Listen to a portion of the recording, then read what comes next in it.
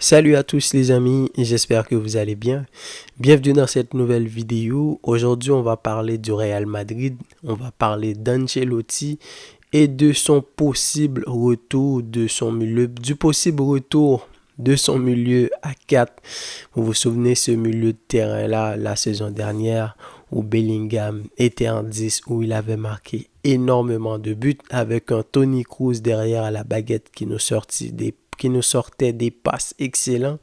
Vous vous souvenez de la passe de Toni Kroos pour Vinicius au match aller des semi-finales contre Bayern la saison dernière.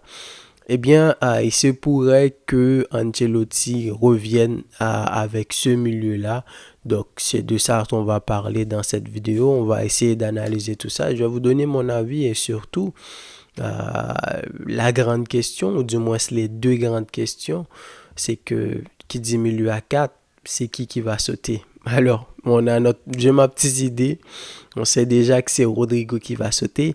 Mais en l'absence de Toni Kroos, qui va être dans le milieu de terrain? Parce que maintenant, on sait que le milieu du Real, c'est Tchouaméni, Valverde, Bellingham. En tout cas, quand tout le monde est là.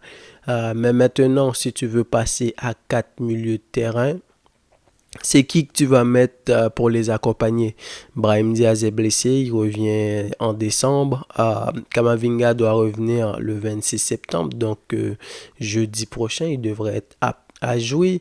Arda Güler, qui de temps en temps, quand il joue, fait des bonnes performances, mais qui va être complémentaire à ces trois autres-là et surtout, comment utiliser tout le monde pour qu'ils puissent s'intégrer, pour qu'ils puissent jouer à leur plein potentiel. La première chose à dire avant de rentrer dans les détails du milieu à 4, donc je pense qu'Ancelotti, il a compris qu'il ne peut pas jouer avec les trois devant. Les trois ne peuvent pas être titulaires. Il commence à comprendre que ces joueurs-là ne sont pas complémentaires. Alors, il dit que voilà, c'est pour densifier son milieu de terrain, etc.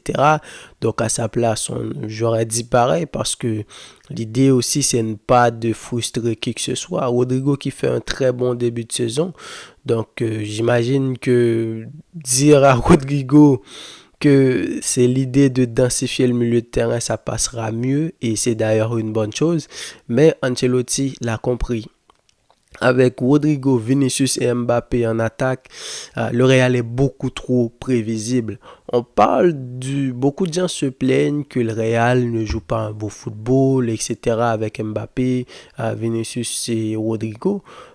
Moi, ça fait quelques temps que j'ai pas vu le Real jouer un très beau football. Même la saison dernière avec Toni Kroos. Le truc, c'est que tu avais un 4-4-2 qui était bien établi. Tu avais un Bellingham qui marquait. Tu avais un Rodrigo et un Vinicius qui permettaient de temps en temps, même si ça a pris du temps, mais au final, ils ont compris le système. Et le Real en contre-attaque était très dangereux avec un Toni Kroos qui pouvait te lancer des passes. Parce que la majeure partie des grands matchs, le Real a toujours souffert. La saison dernière, rappelez-vous, à chaque fois, on se disait tous, on va attendre les 80, les 85e minutes de jeu. Qu'est-ce que va faire Bellingham? Qu'est-ce que va faire Vinicius? Parce qu'on savait que le Real allait gagner. Contre le Barça, les deux matchs, ça a été comme ça. Plus de 60 minutes où le Real ne joue absolument rien. Le Barça qui mène 1-0. Ensuite, le Real marque deux buts. Le match retour, ça a été pareil en Ligue des Champions, contre le Bayern, contre Leipzig, même en finale contre Dortmund. Rappelez-vous comment le Borussia Dortmund a su imposer son football contre le Real de Madrid. Donc, l'histoire de dire que le Real ne joue pas un très beau football, c'est le cas depuis un moment. Et même Ancelotti le dit. Lui, il n'est pas là pour jouer un très beau football. Il est là pour gagner. Sauf que là, maintenant, en plus de ne pas pratiquer un beau football, en plus de cela, il arrive que maintenant, ils sont prévisibles et le Real a du mal à surprendre ses adversaires. C'est là, pour moi, le véritable problème. Donc, passer en 4-4-2, évidemment, ça va peut-être enlever ce problème-là parce qu'on se dit, il n'y aura plus Rodrigo à droite. Mbappé et Vinicius, ils pourront permettre de temps en temps. Et les deux fois que je l'ai vu J'ai vu ça, je crois que c'était contre Betis quand Rodrigo avait commencé sur le banc. Et là, l'autre jour, on avait vu Vinicius qui n'était pas, qui a commencé sur le banc également. Ce 4-4-2 est beaucoup plus imprévisible.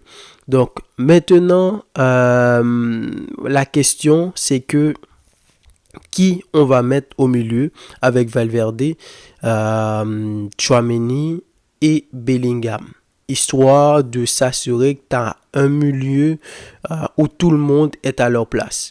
Valverde, je continue de le dire, Valverde n'est pas à l'aise dans ce double pivot. Valverde, c'est un joueur qui a besoin d'espace, il a besoin de bouger. Tu peux pas brider un Valverde, le mettre dans une situation où il doit tout le temps être devant la défense, construire le jeu, tout ça, c'est pas son rôle. Alors peut-être que petit à petit, il va prendre sa place, il va commencer à apprendre le jeu. Mais dans des grands matchs où tu vas jouer contre City, même ce Barça là qu'on a en ce moment, qui gagne, qui est à 6 sur 6 en Liga présentement, dans des matchs de Ligue des Champions, quand tu vas te faire reculer, tu as besoin d'avoir un Valverde qui soit capable de te sortir dans ce genre de situation là. Mais il n'en sera pas capable, et surtout quand il monte, quand il dézone, il va laisser beaucoup d'espace derrière lui. Quelqu'un comme Tchouaméni aura beaucoup de difficultés. Pour moi, le meilleur milieu qu'Ancelotti peut faire, je ne dis pas que ça va fonctionner, mais pour moi, ce serait de mettre Tchouaméni et Valverde l'un à côté de l'autre. Valverde et Tchouaméni et Camavinga, pardon, l'un à côté de l'autre. Tchouaméni va rester en 6. Camavinga va plus être sur le côté gauche. Valverde pourra avoir plus de liberté parce que à la perte de balle, c'est Camavinga qui reviendra à côté de Tchouaméni pour faire ce double pivot. Et Valverde également, il pourra se balader sur le côté droit comme il en a l'habitude. Et ça aussi, ça pourra couvrir le fait que tu auras un Mbappé et un Vinicius qui vont tous les deux être sur le côté gauche. Qui dit Vinicius et Mbappé tous les deux à gauche, ça crée un genre de déséquilibre et Carvajal tout seul ne pourra pas assurer les replis défensifs parce que avec Rodrigo la saison dernière, le 4-4-2, c'est que Rodrigo, lui, il défendait beaucoup. Vinicius aussi défendait beaucoup. Mais quand tu ajoutes Rodrigo, tu as Carvajal et Valverde qui sont tous les trois à droite, tu as Mendy à gauche, Vinicius qui revient et Camavinga de temps en temps et Toni Kroos aussi qui faisait des bonnes replis défensifs. Il était important. Je me souviens de beaucoup de matchs où Toni Kroos a coupé beaucoup de ballons. Donc, ça va être plus intéressant, mais avec un Mbappé en avant, tu n'attends pas à avoir des replis défensifs et on ne peut pas vraiment exiger ça à Mbappé, étant donné le profil du joueur. Parce que si tu mets Arda Güler, je me dis, donc Valverde va reculer avec Tchouaméni. Arda Güler, il est très intéressant, mais dans les gros matchs également, qu'est-ce que ça va donner? Il peut faire des combinaisons, c'est un joueur qui est très bon balle au pied. Il aime aussi rentrer dans l'axe, là où Bellingham est beaucoup plus à l'aise. Et aussi, le fait d'avoir un Bellingham aussi qui peut reculer pour récupérer plusieurs ballons, c'était ça aussi la densité du milieu de terrain du Real. Une équipe qui défendait en groupe, une équipe qui partait en groupe parce que Bellingham a cette faculté-là d'être à la fois offensif et défensif en même temps. Donc, ça va être intéressant. Ça va être intéressant de voir comment Ancelotti va faire son 4-4-2, qui va être titulaire. Camavinga qui va revenir, il ne pourra pas tout de suite être titulaire.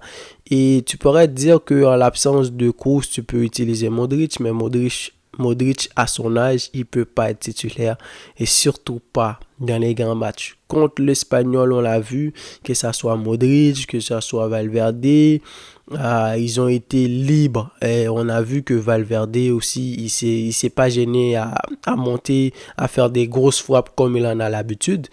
Mais dans des grands matchs, tu peux pas te permettre d'avoir un Modric surtout pas titulaire. Tu peux l'utiliser dans les 15-20 dernières minutes comme Ancelotti le faisait parce que lui, on connaît les qualités de Modric, il peut te changer un match.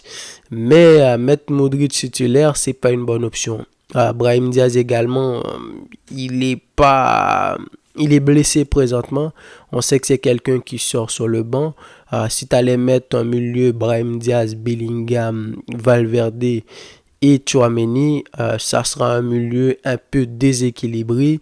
Et tu auras seulement Tchouaméni, Valverde qui reviendra et Bellingham aura beaucoup plus d'efforts défensifs à faire.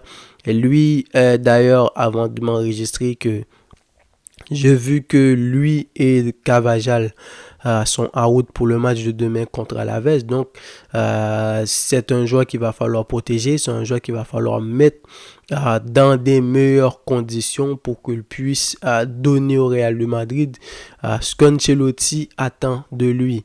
Alors, donnez-moi vos avis dans les commentaires, les amis. Dites-moi comment est-ce que vous voyez le milieu à 4 du Real de Madrid. Qui va être titulaire à côté de ces trois milieux-là? Qu'est-ce que ça va changer? Est-ce qu'on pourra déjà avoir un semblant test dimanche prochain contre l'Atlético de Madrid? J'ai hâte de voir qu'est-ce que ça va donner. En attendant, je vous dis à la prochaine pour une nouvelle vidéo. Salut!